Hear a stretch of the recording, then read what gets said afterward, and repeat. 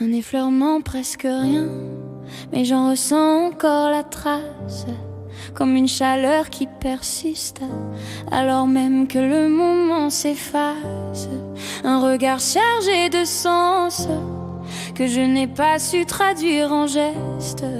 Et depuis je reste là, suspendu à ce qu'il en reste.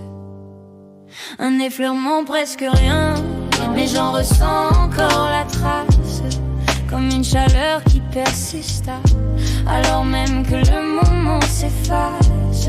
Un regard chargé de sens, que je n'ai pas su traduire en gestes. Et depuis je reste là, suspendu à ce qu'il en reste. C'était d'une subtilité presque troublante, à la limite du fragile. Un instant suspendu comme si le temps devenait docile. Sa peau laissait passer une chaleur que je n'osais pas comprendre. Et mon propre corps hésitait encore à vraiment se rendre. Il y avait dans ses yeux quelque chose de calme et d'agité, une eau claire presque vivante qui cherchait à me traverser. Mais j'ai gardé cette distance comme une forme de protection entre l'envie de me perdre et celle de garder ma direction. Tout était là pourtant, dans ces signes presque invisibles, dans ces silences pleins, dans ces gestes indicibles. Mais j'ai laissé passer l'instant, comme on laisse filer un train, en se disant qu'un autre viendra sans jamais en être certain. Un effleurement, presque rien, mais j'en ressens encore la trace, comme une chaleur qui persiste, alors même que le moment s'efface. Un regard chargé de sens, que je n'ai pas su traduire en gestes. Et depuis je reste là, suspendu à ce qu'il en reste, ouais.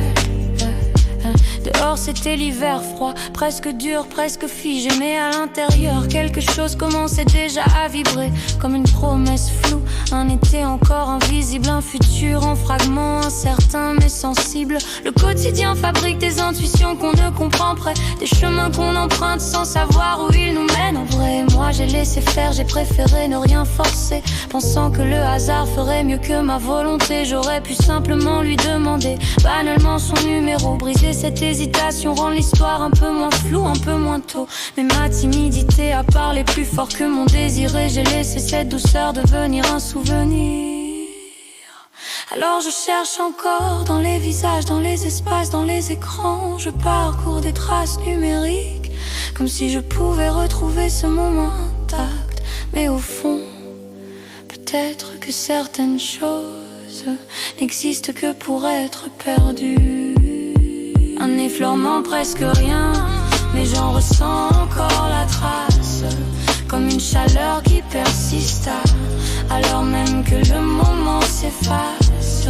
Un regard que je